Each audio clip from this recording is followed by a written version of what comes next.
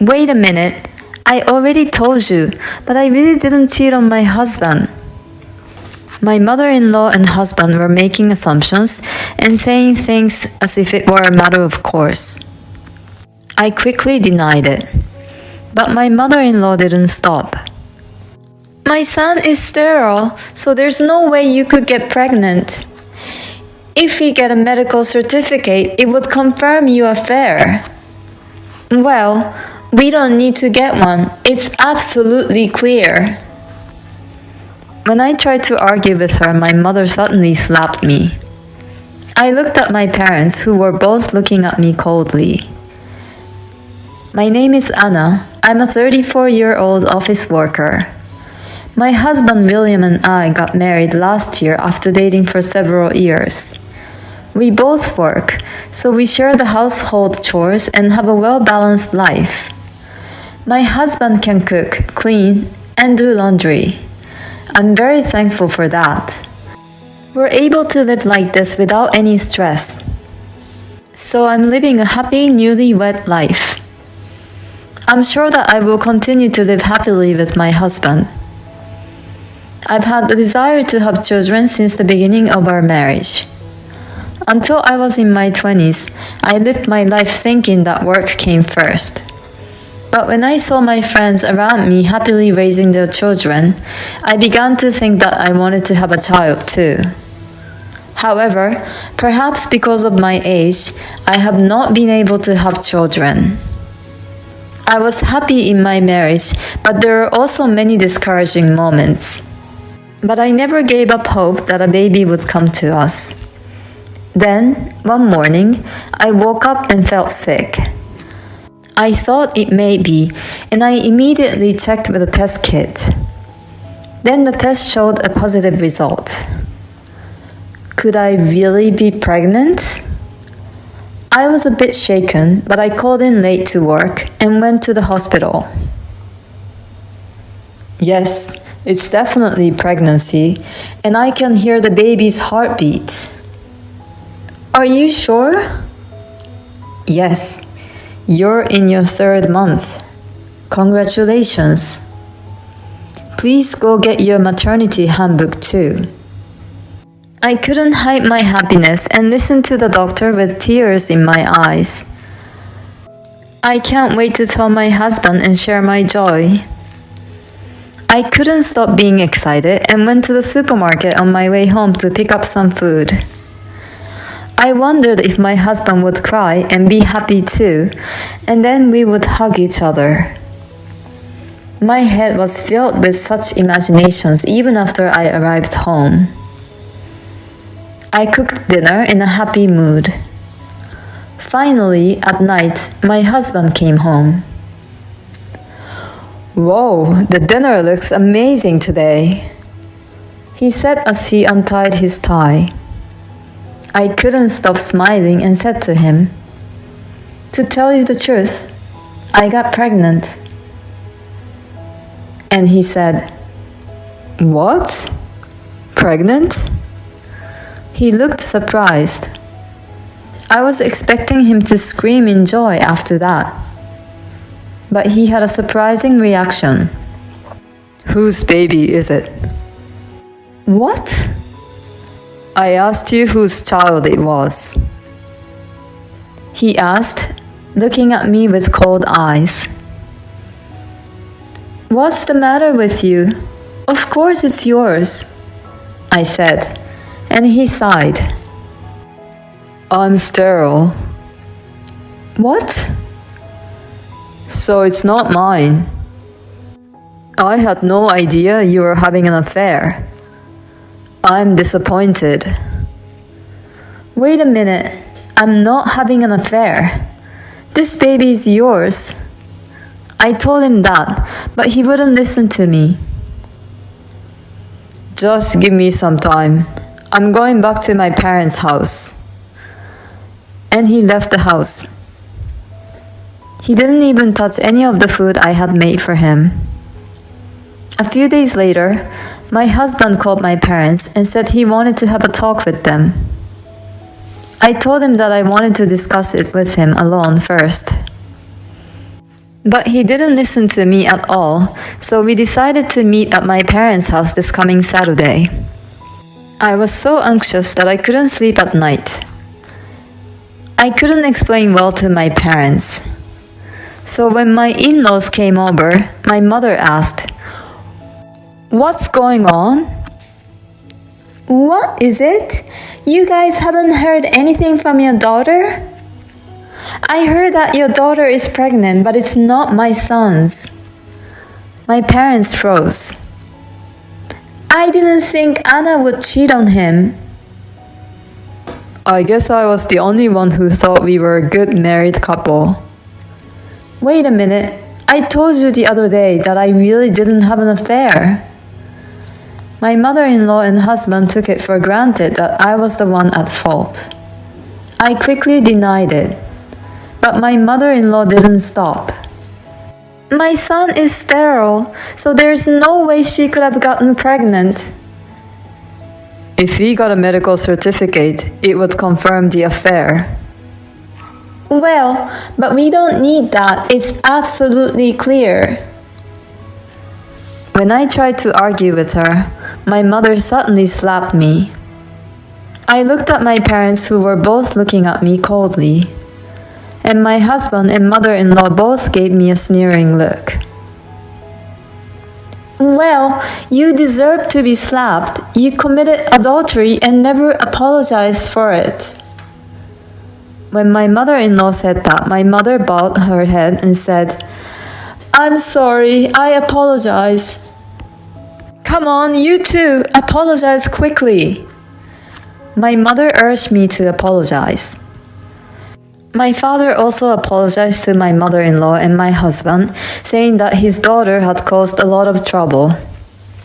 He grabbed my head and forced me down to apologize. I brushed my father's hand away and told him to listen to me for a minute. But they wouldn't listen to me. They are furious with me. "You've caused us so much trouble and brought us so much shame. You are no daughter of this family." My father shouted in front of my mother-in-law and my husband. "Oh my God, they disowned you." "Well, you got what you deserved." My mother-in-law and my husband are just watching and laughing at me. Then the living room door opened and my sister walked in. "Dad? Mom? Please calm down a little bit." Thank God she's finally here. My father is furious with my sister too. "I don't know how you can be so calm after hearing all this. Besides, it's none of your business."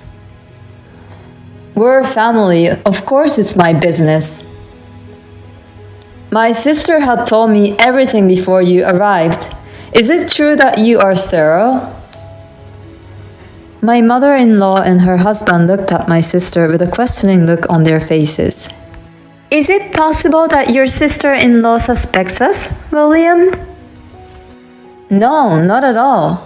But I think it would make things easier if we had some facts to back it up." She proceeded very calmly. "When did you have the examination?" My husband and mother-in-law looked at each other. "He didn't have any tests." "What?" I froze when I heard it. My sister is surprised too. "Well, then how can you assume that he's sterile?" "What? Are you trying to intimidate us? He hasn't tested, but it's true." My sister asked if it would be okay if she asked my mother-in-law how she could be so sure. My mother-in-law let out a sigh of annoyance and started to tell us the reason. "You know, my son was married once when he was young. This boy couldn't have children after 7 years of marriage. And after the divorce, his ex-wife got pregnant right away. This means my son was the reason she couldn't get pregnant. Now, do you believe me? This time, I could tell she was cheating on him because he is sterile." The idea that you would cheat on my son but still want to stay married to him is repulsive. You're a disgusting woman. You know that? My mother-in-law said as she glared at me.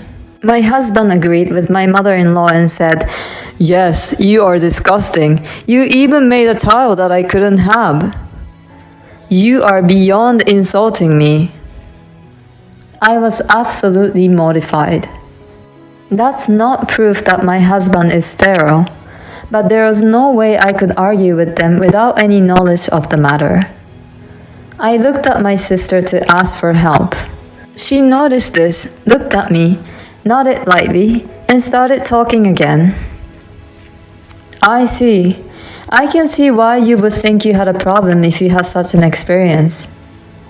But I can't say for sure that your son is sterile just because of that. There are families that have children after 10 years of marriage, and without any particular fertility treatment." When my sister said that, my mother-in-law butted in. "Don't try to mount me with the information you found on the internet. You're not a doctor, so what you say is meaningless." My mother-in-law said that, and I wondered if she listened to me properly when she met my family. "I'm a doctor and an obstetrician." When my sister answered, both my mother-in-law and my husband said, "What?" I was stunned. Apparently, they really hadn't listened to my sister's story. My sister was also dumbfounded and said, "I've explained it to you when we met before their marriage. The whole story is that you are just speculating about this. It seems that you are all blaming my sister based on mere speculation.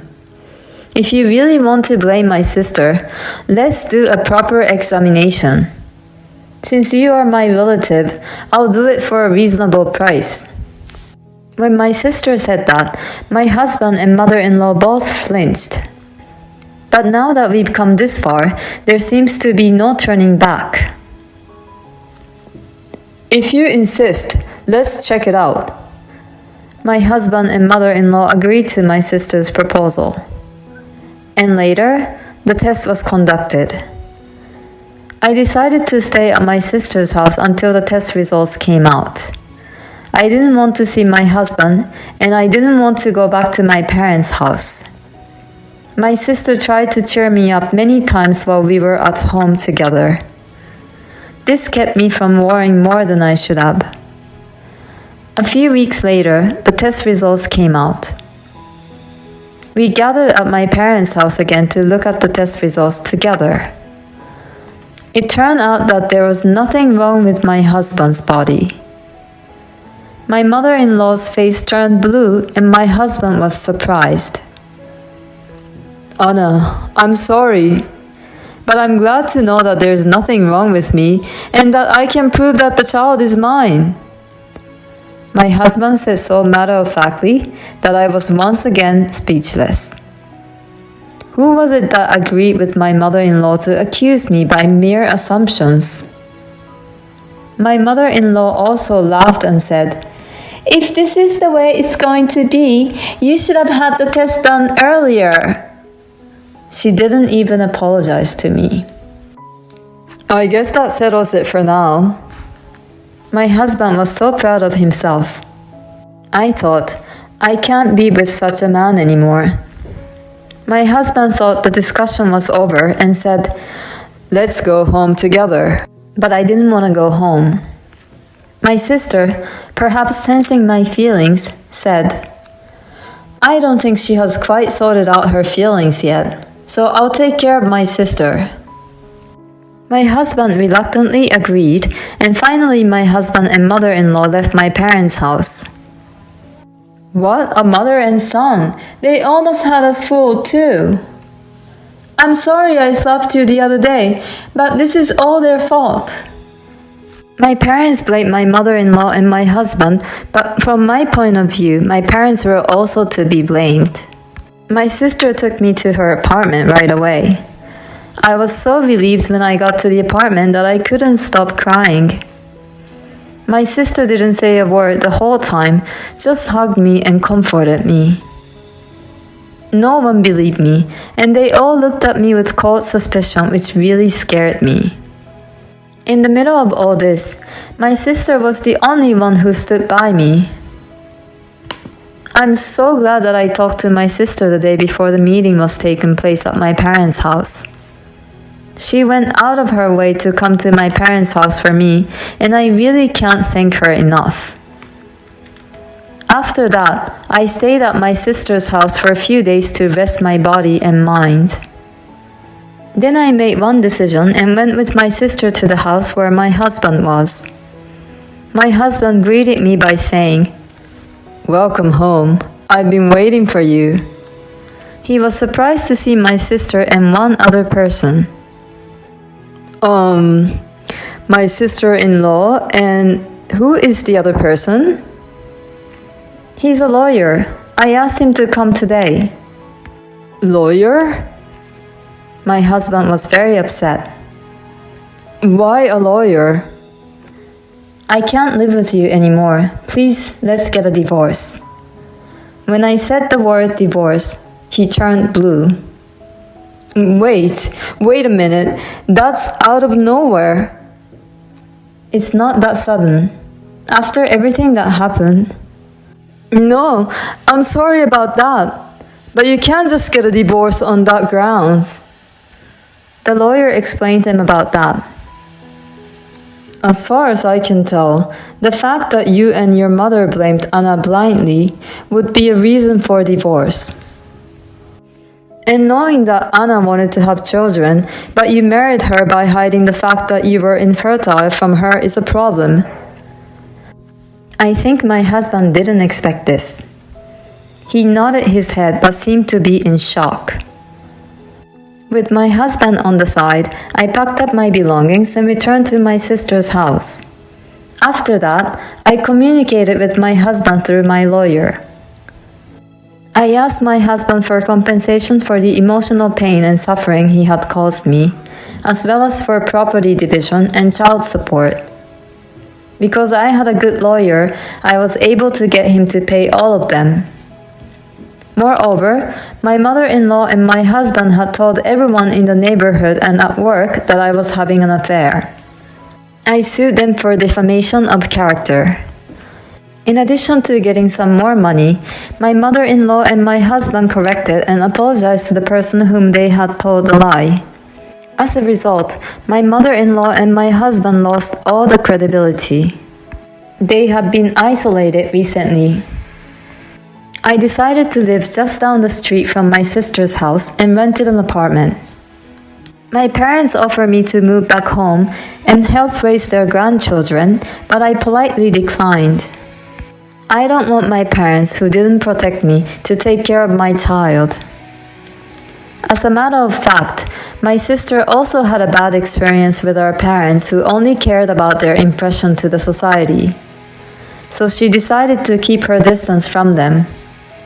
I owe them a debt of gratitude for sending me to high school and college, so I don't want to cut them off. But I'm really disappointed in my parents because of this. I'm going to keep my relationship with them to the bare minimum. It's enough for me to have a sister who really thinks about me and stands by me. Of course, when she's in trouble, I will do my best to help her. First of all, for the sake of my unborn child, I have to be stronger. Blaming Anna based on mere assumptions without a proper examination. What a terrible husband and mother-in-law.